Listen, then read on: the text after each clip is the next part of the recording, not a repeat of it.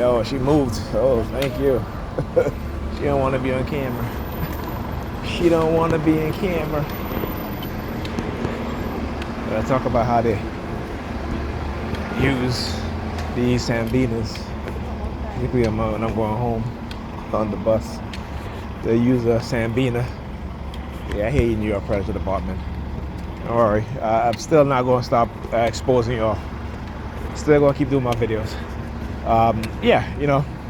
And then, again, is to show you how these women are being used, particularly as a black person, as a black man, in the black community that I live in, and black people that I interact in. You know, we're weaponized against each other, knowingly and unknowingly. And they use psychological manipulation and using jobs, right? Jobs and positions to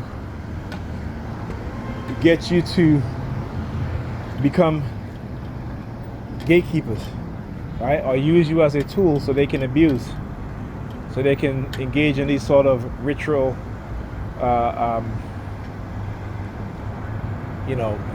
these traumatic ritual programs or game that, as they would call it, to feed their narcissistic, sociopathic, and psychopathic mindset, right? They enjoy these things. This is what we have to understand. And so, as I was saying, you know, the use of honey traps and others to engage in a destructive mindset. As I said, the word engage, you know, they'll start using their sirens too. So words like engagement or baby, you know, using that sort of things. I mean, what?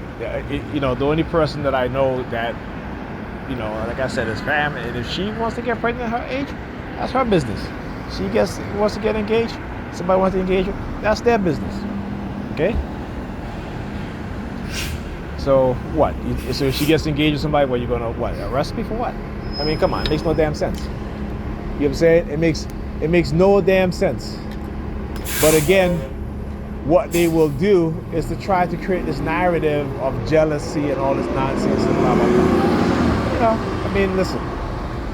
When you're trying to manipulate me and everything, that's number 32. Oh no, number 33. Hey, number 32 right here. 3269. Taxi.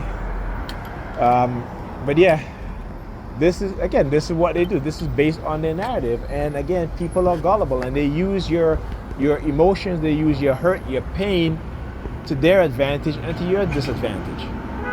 Okay, always remember that. They understand what it is that they do within the black community, the trauma that they've created within black people. Right? They know this. We don't know this. We look and we blame each other because we don't understand the bigger picture. We don't understand the full grasp of white supremacy and how they operate within the black community. Right? We don't quite get that, do we? You know?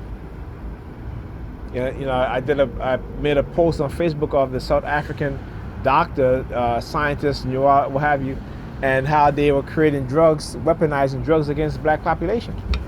You don't think they're doing the same thing here in the United States? Right? All these party drugs.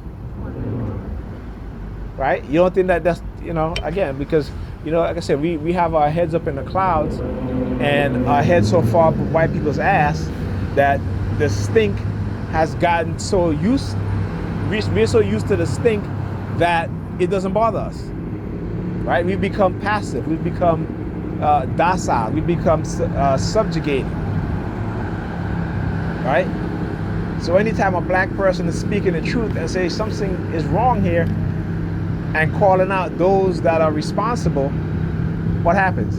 He or she gets hated on. He or she, they'll say, oh, you know, he's hating, she's hating. And again, you can't call black people a racist. And any black person call another black person racist is a dumbass. Because that's not what racism is. Because a person is speaking the truth about white supremacy and what it has done to the black community. Or say certain white peoples are devils. I say certain black peoples are devils too. Right? Certain Asian peoples are devils. Certain Hispanic peoples are devils. It's how you're is what they have done, what they have shown us. But we're not looking at what they've shown us and what they have done. We're looking at what they say. This is why they can come in terms of election time, and they can do stupid shit, like putting hot sauce in their bag and shit like that. That's a disrespect for any black person. Okay? And the fact that they feel that, that this is going to score them some points, and it does, right? It says more about us than it does them. You know what I'm saying? Because they understand symbolism and how we've been conditioned. We don't understand it. That's why they do symbolic gestures.